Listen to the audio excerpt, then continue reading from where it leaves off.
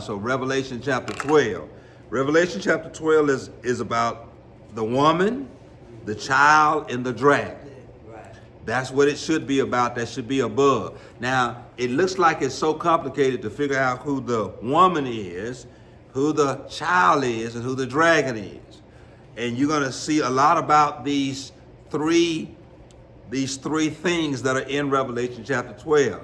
But I want to explain to you who they are to understand the chapter and what's going on in the chapter. And it's going to really magnify to you and help you to understand chapter 12. Now, the woman is Israel, because you're going to see a description of this particular woman. And it's going to talk about the sun above her head and the moon under her feet. And that is a description of Israel. How do we know that it is a description of Israel? Because of what Joseph said to his father in his vision. I had a vision, and in that vision, his father was the sun, his mother was the moon, and his brothers was the stars. That's how we know it's the nation of Israel. It is a description, because that's the only other time stars, sun, and moon is mentioned. And so it is referring to, and Israel is always called a woman.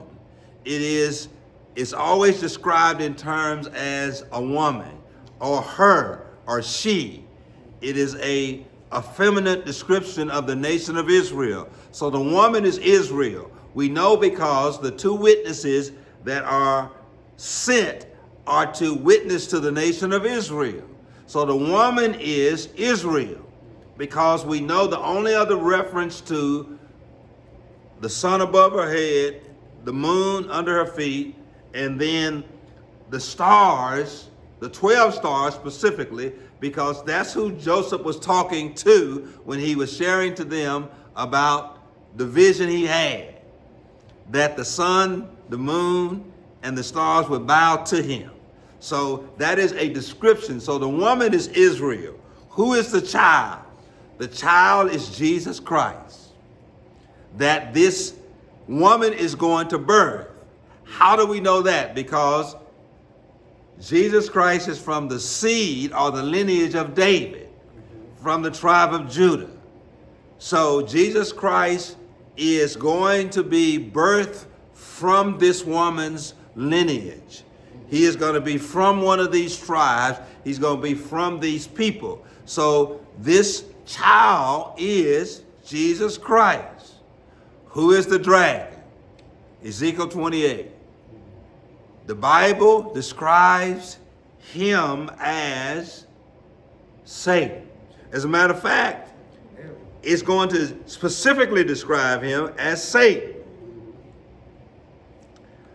The dragon is Satan. And so what Satan's purpose is always been to kill the child that was going to be birthed by the woman.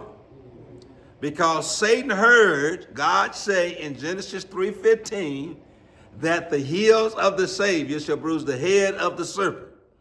And so he was going to do everything he could to try to keep this child from being born. Go ahead. So you're saying Jesus will be born again? No, he's already been born. So this is language. And so this is the story. It is assuming that the reader already knows the story. It's not assuming, it's assuming that the reader already knows the story, that this battle between the child of this woman and the great dragon has been going on even before time. In eternity, this battle has always been going on. This dragon has always been opposed to God, fighting against God. And so when he went into the garden and he tempted Adam and Eve, and Adam and Eve fell, he understood that that battle didn't end. He won that battle, but he didn't win the war. And the war has continued to take place even before the beginning. And when man was created, he was a jewel of God's creation. And so Satan wanted to mess that up. And he did. And so the battle continued. And so it's if though the reader already knows the story, that this battle has always been, it is continuing, and the devil is now given a little more power. Yes. Because the target is the woman, who is Israel. Because the rest of Revelation is not about the church, it's about Israel. And this battle is going to end over this woman God chose to be his particular people. And the devil has always tried to stop God. And he always, in the New Testament, everything Satan did in the New Testament from Genesis 3:15 until Malachi closes and Matthew opens has been to try to destroy the birth of this child. Now, understand this. Now, let me explain this to you. Ever since God chose the Jewish people as his people, Satan has done everything he could to try to destroy them. The Jews are the most victimized ethnic group of people on the earth. Everything they could. Everything he could have tried to do. Now, can you understand, if you look at history, now I can just give you some references, I can't give you all of them.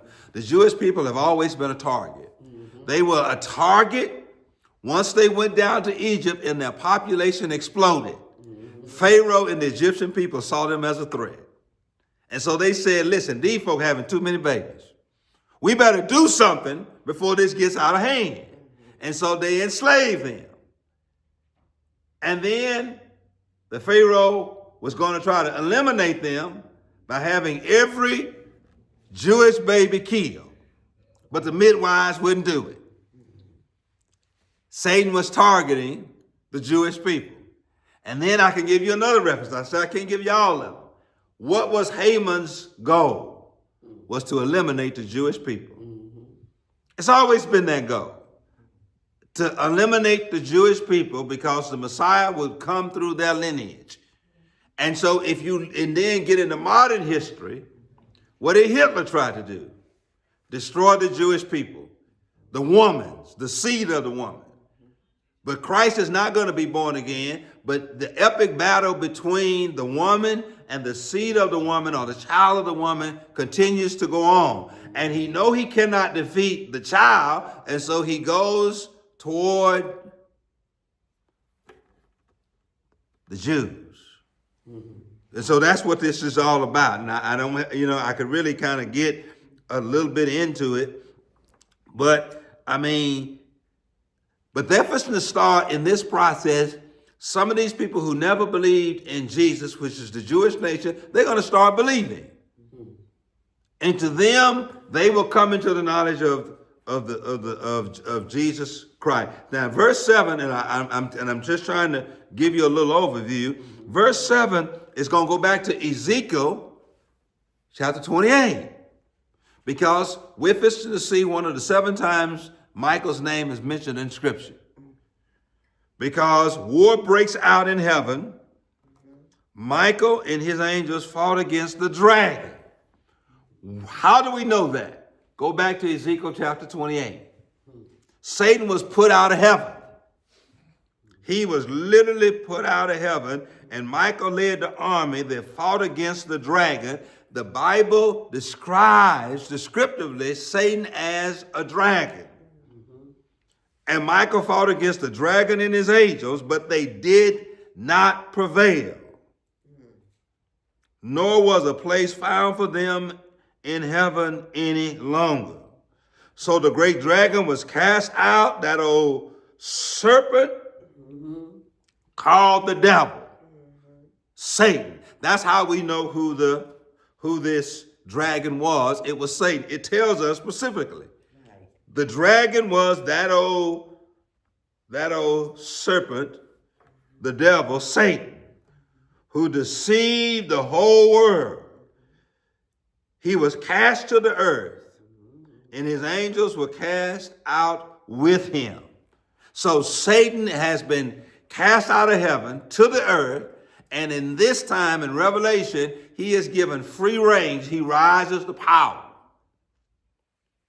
Now he's going to use, because you're going to see the beast, because it's three different people at work against the Jewish nation, against the woman. You're going to see the dragon, which is that old serpent, the devil. You're going to see the Antichrist, which is not, the word Antichrist is not used in the book of Revelation, but it's used in other writing. But then you're going to see what is called the false prophet.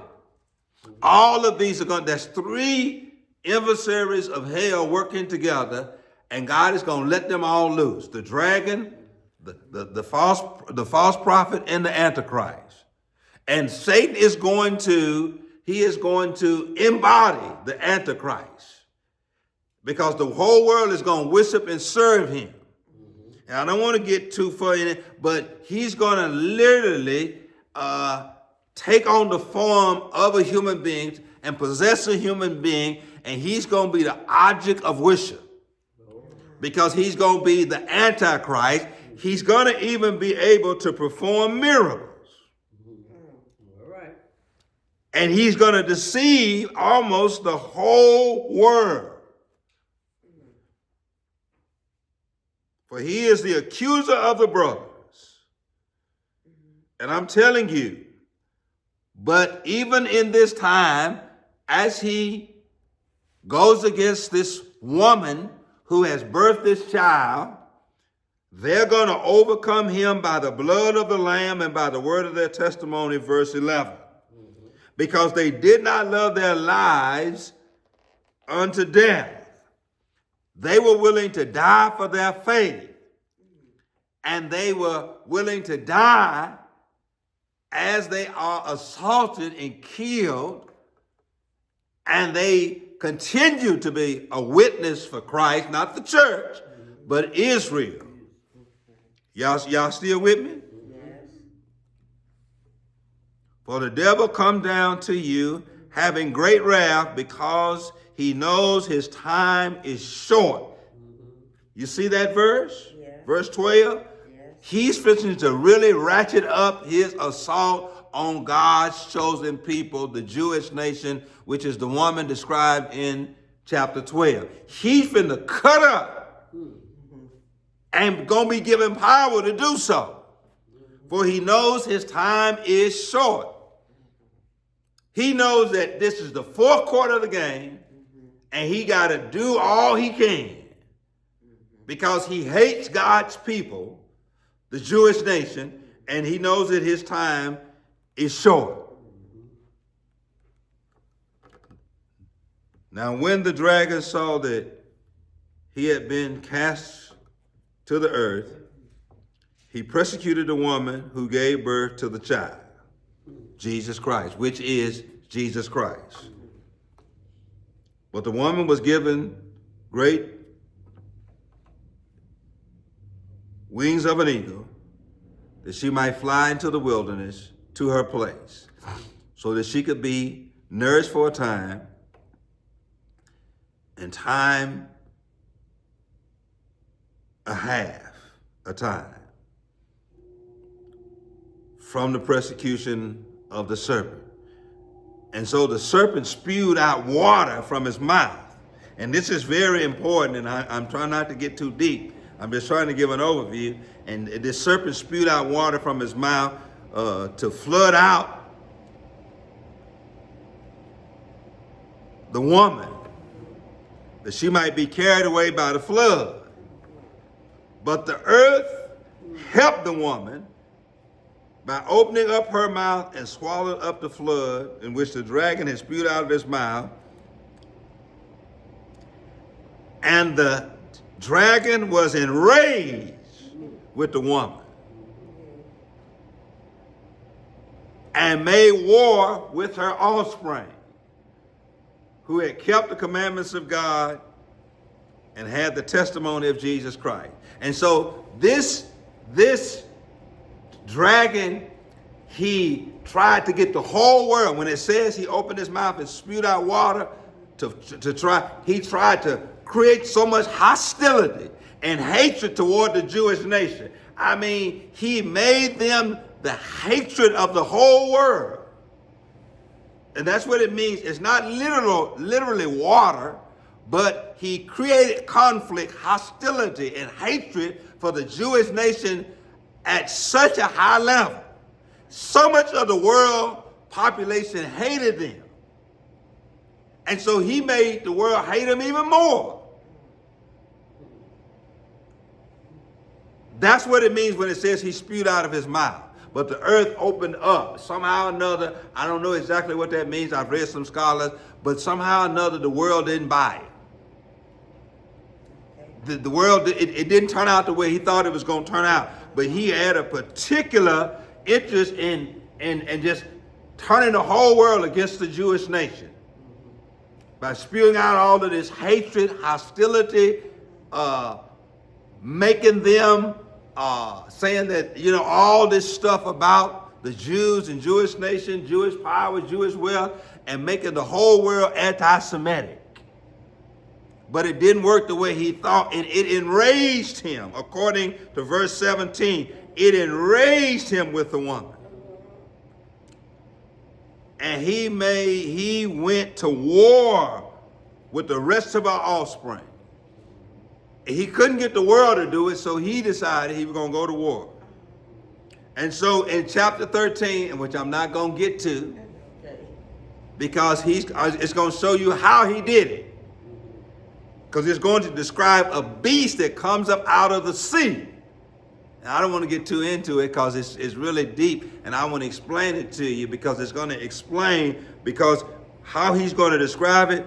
That beast came up out of the sea, had 7 heads and 10 horns, and on the horns had 10 crowns, and his head, and on the head, a blasphemous name.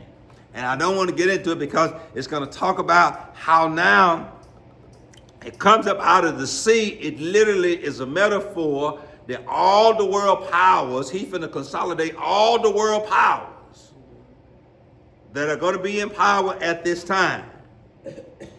And he's going to have, and this beast is going to have 7 heads and 10 horns, and the 10 horns are 10 nations. And the 10 nations are going to crown this dragon or this beast as their president.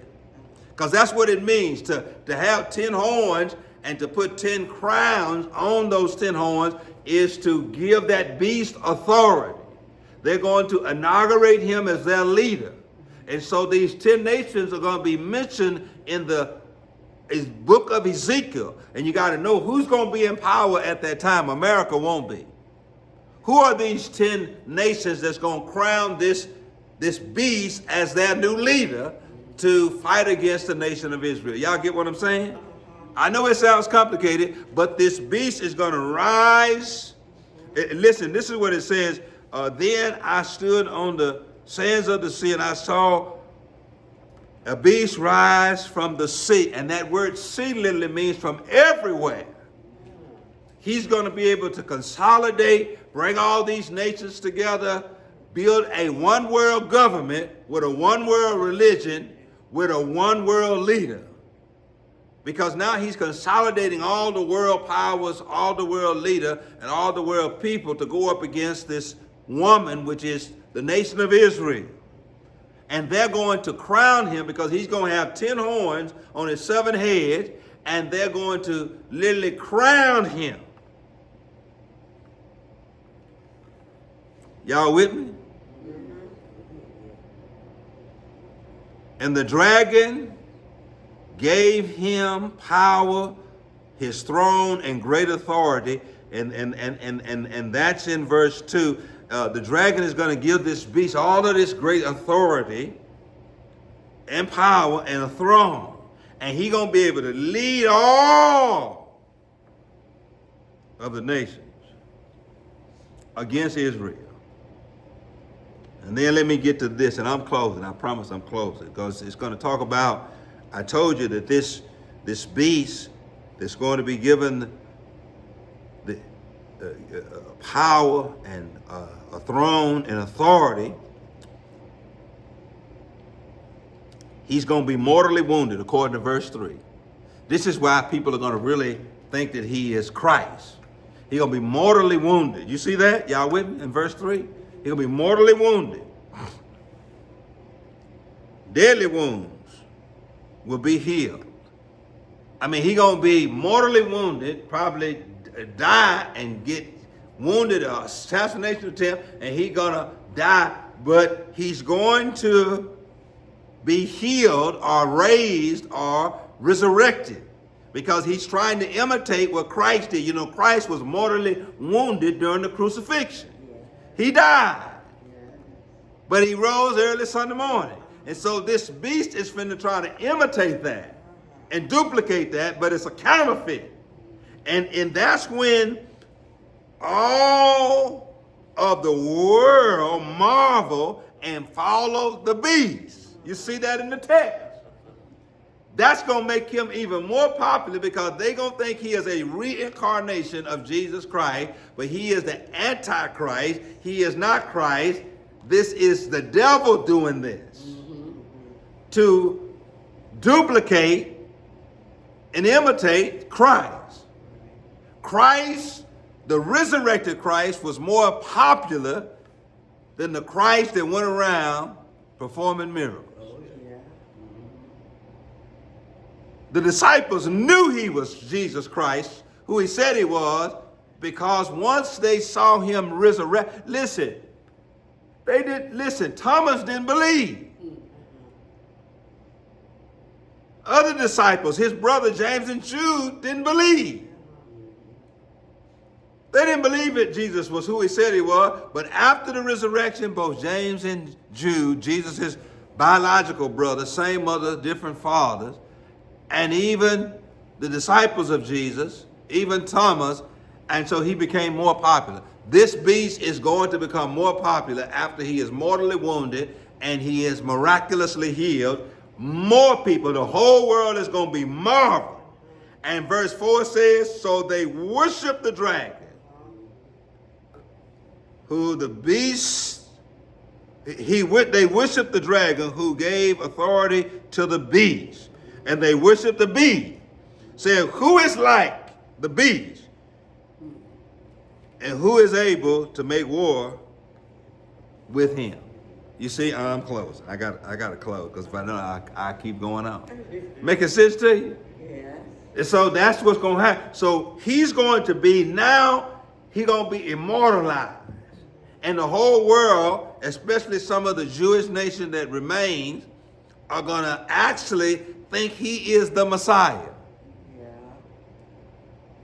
Because he's going to be a supernatural figure that is mortally wounded and brought to life. And they know scripture. They know what Isaiah says. Wounded for our transgression, bruised for our iniquity. The chastisement of our peace have been put upon him. And by his stripe we are healed. They're going to see him as an Isaiah kind of Messiah figure once he is mortally wounded and brought to life again. And they're going to start worshiping the dragon and the beast. And they're going to say, who is able to make war with him? You get what I'm saying? And I got to read verse 5, then I'm going to quit. And he was given a mouth speaking great things, blasphemies, and was given authority to continue for 42 months. And then he opened his mouth and blasphemed against God, blasphemed his name, blasphemed his tabernacle, and those who dwelled in heaven. This dude is gonna turn out to be terrible. Nothing like God. This dude is going to speak blasphemies that have never been spoken against God. Ezekiel 28, this dude is going to unload on God. He's going to berate God. He's going to say some of the most blaspheme things. He's going to be terrible. All these people, he got their affection. They worshiping him. They call him great. Who is able to make war with him? And now he got everybody's ear. And now he gonna show his true colors. Just how much he hates God and God's people. This right there in the text. Yes. And it's gonna continue for 42 months. 42 months, he's gonna act like he a good guy. Everybody gonna be left. But after 42 months, he gonna unload. He gonna get to trust the people, and then he gonna show his true colors. 42 months, they're gonna believe he everything that he says he is. They're gonna see him as his Christ-like Messiah that just have brought such stability and peace and comfort to the world. After 42 months, this dude gonna unleash. Listen, and was granted to make war with the saints and to overcome them. That's a form of punishment and judgment. Oh, yeah. Okay, since y'all didn't accept the true Christ, you accepted the false Christ, I'm going to give him power to overcome you. I'm going to use him as a switch to punish you, which God had to do so many times in the Old Testament to Israel. He did it with the Babylonian Empire. He did it with the Roman Empire. He had to use, because they were so easily deceived. You know, Jews are easily deceived. Because they let me tell you the problem they had with accepting Jesus Christ as a personal Savior. Now, they always, you know why they had Saul as their first king? Because they wanted a king like other nations. God said, you don't need a king like other nations. You got my word. I speak through my prophet. They said, no, we want a king. We want a visual image. And the reason why they loved Saul, because Saul was about 9 foot 10 inches tall. He had long hair. He had a perfect physique. He looked like a king. He looked like a king. Because Israelites, okay, what's the first thing they did when they left Egypt? When Moses was up in the mountain getting the commandment, when he came out, what they do? They had created a visual image that they could see and serve, which was a golden calf. They had to see something in order to believe something. It was hard for them to believe in the supernatural. That was the problem of the Sadducees, because they didn't believe in miracles. They didn't really believe in the supernatural. Neither did the Pharisees. They just didn't believe in that kind of stuff. That was superstition. And so when they see this false Christ, they're going to worship him, but he's going to turn on them after 42 months, and God is going to give him power to overcome them. And authority was given to him over every tribe, every tongue, every nation. And all who dwelled on the earth worshiped him, whose name was not written in the book of life, the Lamb slain from the foundation of the world. Now there are those that don't worship him and not gonna fall for his foolishness. They've been saved. They born again. But those whose name have been written in the Lamb's book of life, they ain't gonna fall for that nonsense. Because when you say you don't fall for foolishness, you got deceptive discernment, and you know a false witness and a false prophet and a fake Christian when you see one. Amen. You ain't gonna fall for that nonsense. You ain't gonna fall for it. You got discernment to know that they ain't right.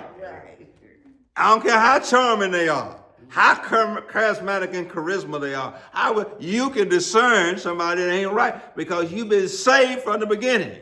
Your name has been written in the Lamb Book of Life, and you know that shepherd, his voice ain't the shepherd you follow. Anyone who has ears, let him hear. He who led into captivity shall go into captivity. Who is killed by the sword must be killed with the sword. Here is the patience and faith of the saints. And I got to close, but I'm explaining it to you. This dude is going to cut up. All these people going to make him what he is not. And because they fall for it, God going to punish them. He going to let this dragon and this beast overcome them. And the whole world, not because they really believe, but because of his persecution, he going to force them by duress to claim him as God of the universe, God of the world. I mean, he gonna beat them into submission. It ain't because they believe, but the whole world is gonna fall because he gonna be so brutal. And you know we ain't even got to some of his tactics yet, because we ain't even got to the mark of the beast, to where he gonna put in such restrictions you won't be able to buy, sell, or trade until you have his mark. We ain't got to that yet. That he gonna make it so hard not to serve him that most people are gonna serve him because they're gonna be hungry. They're gonna need sustenance.